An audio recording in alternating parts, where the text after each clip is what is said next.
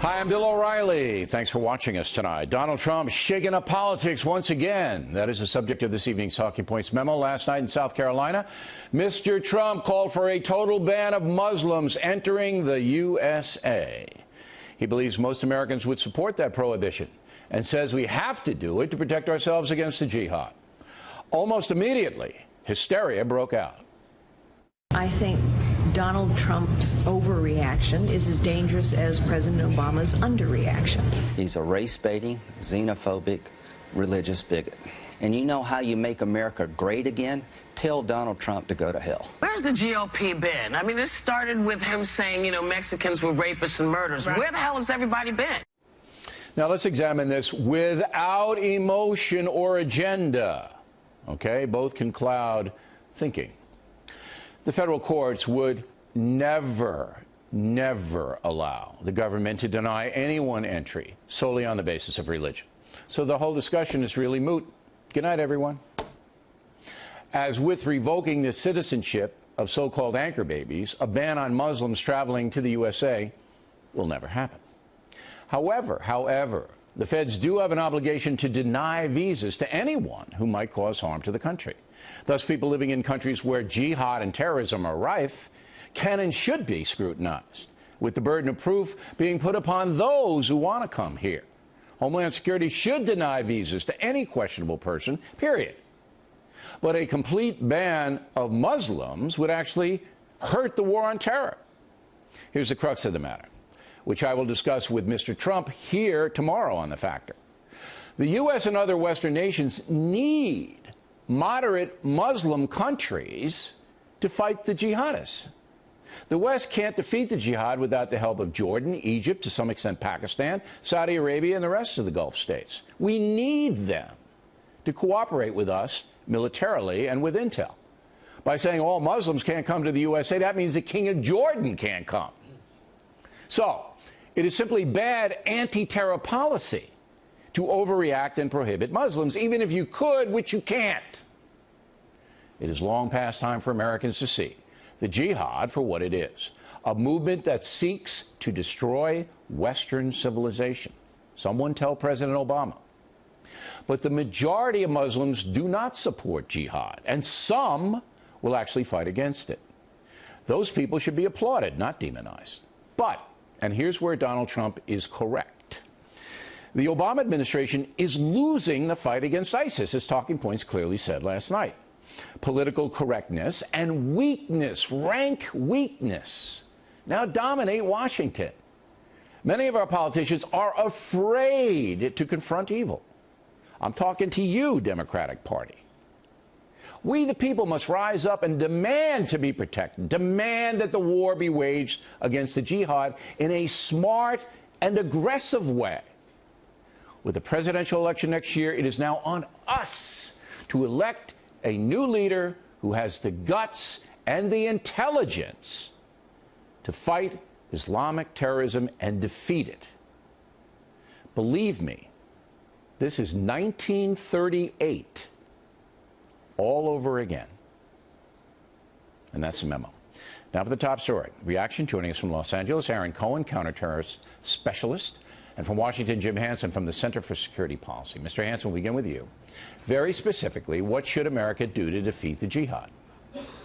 Well, Bill, I think you nailed it in your Talking Points memo. The first thing we should do is stop importing jihadis. There are some countries where we cannot vet the people from, and until the president can present a plan to do that, we should stop only in the specific places where the terrorists are coming from. All right, name those places. All Muslims. Name those places.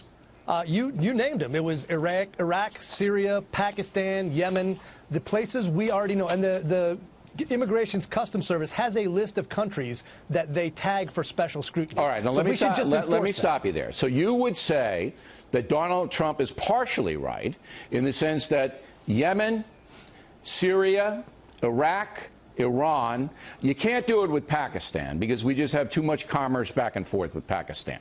But those four before Pakistan, you say temporarily no visas issued unless it's a special circumstance. Is that what you're saying? I think that's a fair way to do it. We need to take a pause. This is not a prohibition, but let's take a pause and let's figure out how we can vet these people properly. The FBI director has said we can't, and until he's satisfied and the American people are satisfied, we should not. All right. What say you, Mr. Cohen? I want to get a little more tactical with my approach to ISIS.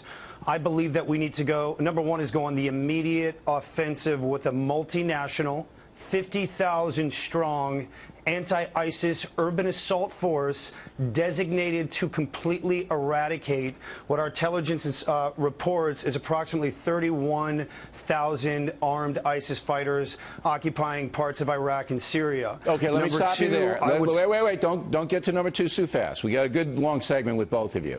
Would that include NATO? See, today NATO's commander said, oh, we're not going to do it, which is, you know, ridiculous.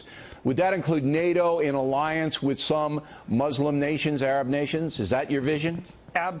Absolutely. Jordan is an integral part of the overall anti-terror macro strategy. King Abdullah hosts American and national special operations units once a year. It is special operations, right. $200 million it's a training melding, facility. Absolutely. It's a melding of NATO, which has got to grow some, and some Arab nations who want to sign on to defeat ISIS. All right, what's number two? Go ahead. Number two for me would be the immediate workup and deployment bill of a 3,000-strong Green Beret-style special operations instructors program. We need to immediately bolster what's referred to as foreign internal defense. Mr. Hansen can tell you, I'm sure, a lot about that, being a former Green Beret. Those instructors will act as force multipliers and, if need be, operate alongside those instructors or, pardon me, those students that are being trained. The 3,000 that Mr. Cohen is proposing, Mr. Hansen, would be the first wave in to organize the people who are already there, and then as NATO, you know, it's going to take them a while, gets their force together in combination with the Arab countries, that's the crusher that comes in and wipes them out. Do you concur with Mr. Cohen, Mr. Hansen? Absolutely. I think Aaron is spot on. And I think the first thing my friends who are still in the fight at CENTCOM tell me, the number one thing we could do is change the rules of engagement and let slip the U.S. dogs of war. We know where these guys are, and we can hit them. There should be special operation raids every night in ISIS's back territories to keep them off balance. They should never know where the next hit's coming from. That means big-time U.S. casualties, though, and President Obama doesn't want that. But, look, let's face it, it's going to come to that, and the president's only in office for one more year. Mr. Cohen, when you heard Donald Trump say no more Muslims in here, what was your first gut reaction to that? My first reaction is that Donald is a PR master. He knows how to sway whatever's happening in the news to be able to make himself relevant. He's been doing it for a while. Started off with his reality show back with Omarosa. However, having said that, you cannot bar all Muslims from coming into this country. I'm speaking as a Jew right now. It's absolutely ludicrous. Israel doesn't ban Muslims coming into Israel, right? No, we certainly do not. In fact, we have 1 million Arabs who live in Israel. We work with the Druze. They serve in our defense force. The commander of our Golani elite infantry brigade is a Druze. He is an Arab. So we cannot alienate the Muslims. Number two, we're just going to create a more vicious cycle of anti-Semitism in this country, which is not going to help anyone. And number three, you just can't stop based on religion, race. Like you said in your opening statement, it's absolutely ridiculous. We can use our intelligence services to go after the visa screening process intellectually. Yeah, we can, but it's going to take some time to do it. Now, I just want to tell to listeners, when you say anti-Semitism, you're including anti-Arab sentiment and not just Jewish. All right, Mr. Hansen, when you heard Donald Trump say that last night in South Carolina, what was the first thing that went through your mind? Counterproductive.